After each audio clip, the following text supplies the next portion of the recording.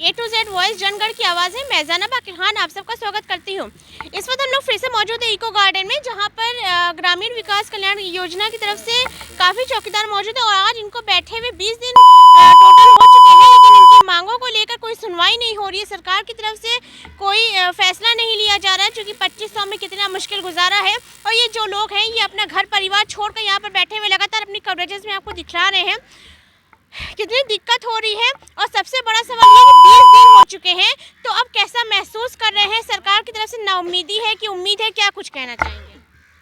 पहले तो मैं आपके चैनल को प्रणाम करता हूं कि आप लोग सभी चैनल आकर के हम लोगों का चलाने का काम करते हैं। सरकार तक आप लोगों के माध्यम से बात पहुंच भी गई है, तो हो सकता है कि कुछ तनख्वाह में वृद्धि हो जाए। बाकी ये ज़रूर कहना चाहता हूं कि हम लोगों को 2500 रुपया में कुछ नहीं होता है।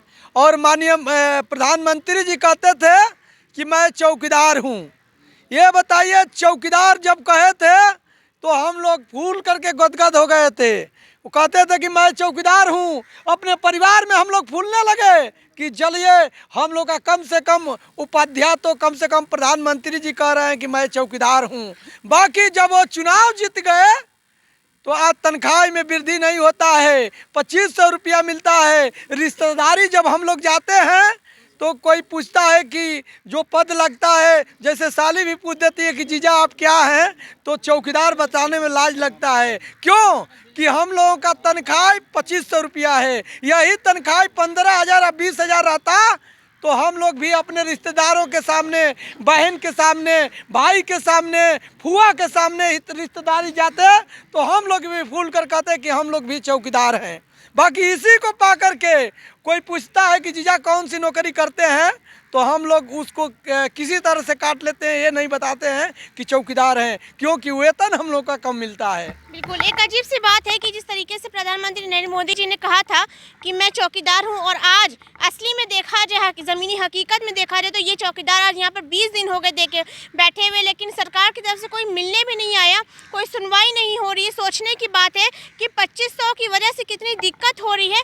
आप किस जिले से आते हैं? मैं मथुरा से आया हूँ। ठीक है, तो मथुरा से आए, क्या कहना चाह रहे हैं? कितनी दिक्कत हो रही है? और जितनी उम्मीदें थी जब प्रधानमंत्री जी ने कहा था कि मैं चौकीदार हूँ, आज उनको जैसे कोई वास्ता नहीं, आप लोग यहाँ बैठे हैं, क्या कहना चाहेंगे?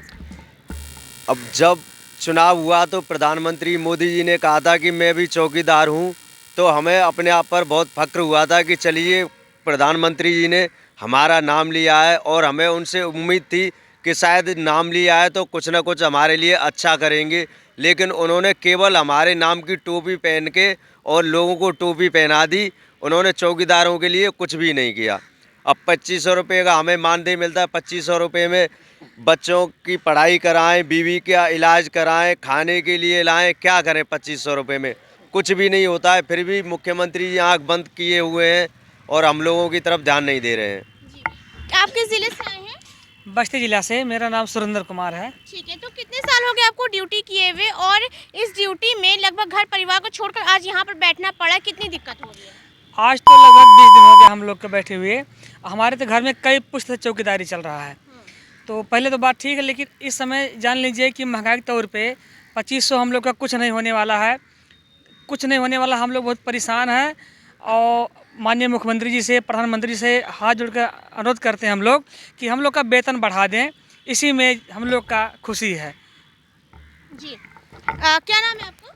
मेरा नाम मोहम्मद मंसूर।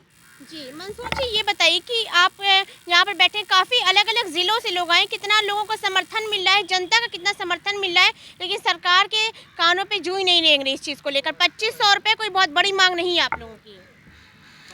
देखिए 2500 रुपये में तो कुछ भी नहीं होता, ये तो सभी को पता, मीडिया को भी पता है। अगर हम किसी को बताओ तो जी तो ऐसा करे कि जूता तले तो चालू करूँ बजाना या ऊपर तो चालू करूँ। 2500 रुपये कहें कि ये तो चौकीदार है। मैं झूठ नहीं कह रहा, शर्म आती है बताने में। 2500 रुपये महीना। तो हम ब्रजेश जी उप मुख्यमंत्री जी के पास गए थे, हमारे अध्यक्ष जी भी गए थे, तो उन्होंने कहा, आश्वासन तो दिया कि आपका काम होगा और हम कुछ ना कुछ वृद्धि करेंगे, मतलब बढ़ावेंगे। तो हमारे अध्यक्ष जी नीचे गिर गए, फाटक जी के जो पाँवों में गिर गए, बलक उठाए। हाँ, ये अध्यक्ष जी सुलेमान पासवान जी, तो उन्होंने कहा कि काम होगा। मुझे उम्मीद है इंशाल्लाह कि काम होगा, क्योंकि ब्रजेश पाठक जी जो हैं उप मुख्यमंत्री, उनके बच्चे हैं। और बाबा योगी जो हैं उन्हें शायद हो सकता है दया आ जा, वही भी कर सकते हैं, दया आ जा। तो मुझे उम्मीद है कि इंशाल्लाह ऊपर की भी जात पर इंशाल्लाह मुझे उम्मीद है कि काम हो सकता है।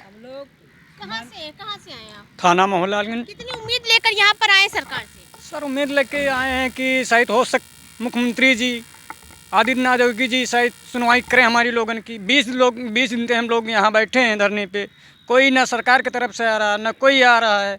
इसीलिए हम मंच पे बैठे हैं कि कब तक ये नहीं सरकार सुनेगी। ये बता दीजिए कैमरे के सामने कि घर परिवार में कितनी समस्या को सामना करना पड़ता है? 2500 में हमारा ना बाल बच्चे पढ़ाई होता है, ना इसमें इलाज होता है, कुछ नहीं हो पाता है। तो हम मंच पे बहुत परेशान हैं, मगर माने हुए मुख्यमंत्री जी पता नहीं कानों में अंगुली डाले बैठे हैं, कोई बात नहीं सुन रहे हैं। कुछ कहना देखिए, हम कह रहे हैं कि माननीय मुख्यमंत्री जी को हमारे लोग को ज्ञापन पता है, मालूम है कि चौकीदार 20 दिन से बैठे हुए हैं, क्योंकि उनके दरबार में हम लोग गए थे तो वो लोग बताए कि जो है कि तुम लोग का बात चल रहा है, माननीय मुख्यमंत्री जी को ध्यान है, मालूम है और आप लोग काम हो रहा है। लेकिन हम लोग आशा लगा के बैठे हुए हैं कि कब मतलब हम लोग। सबसे बड़ी शिकायत जो यहाँ पर निकलकर सामने आ रही है कि इन लोग इतने दिन से बैठे हैं और मुख्यमंत्री आवास पर जनता दरबार में जाकर वहाँ पर गुहार लगाई थी, लेकिन उसके बाद भी कोई सुनवाई नहीं हुई। कहाँ से आए हैं? जी मैं बागपत से आया हूँ, सत्येंद्र कुमार जी बताइए। जी। पहली तो बात यह है कि हमने शोषण का जो बहिष्कार किया, हमारा थाने में शोषण हो रहा था, तो हमें थाने के जो मुंशी थे, दीवान थे, उन्होंने हमारी झूठी शिकायत करके हमको निरस्त करा दिया अधिकारियों से। हमने दर दर भटके, हम अधिकारियों के पास गए, लेकिन हमारे कोई सुनने वाला नहीं है। अभी तक हमारी जो है ना बहाली नहीं हो पाई। दूसरी बात ये है 2500 रुपये में क्या आता है, 1050 रुपये का सिलेंडर है, और कम से कम अगर गरीब परिवार की मिनिमम सब्जी भी लगा लीजिए तो कम से कम 80 से 100 रुपये के बीच बनती है एक टाइम की सब्जी।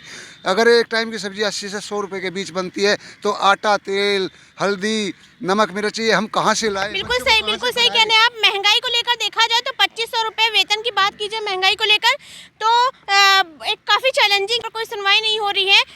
काफ़ी मुद्दों पे लोग बातचीत करते हैं कि वहाँ पर जाते हैं, गुहार लगाते हैं। देखना ये है सबसे बड़ी चीज़ कि सरकार इस पर कब सुनवाई करती है, क्योंकि सरकार के आगे देखा जाए कि तो बहुत बड़ी मांग नहीं है।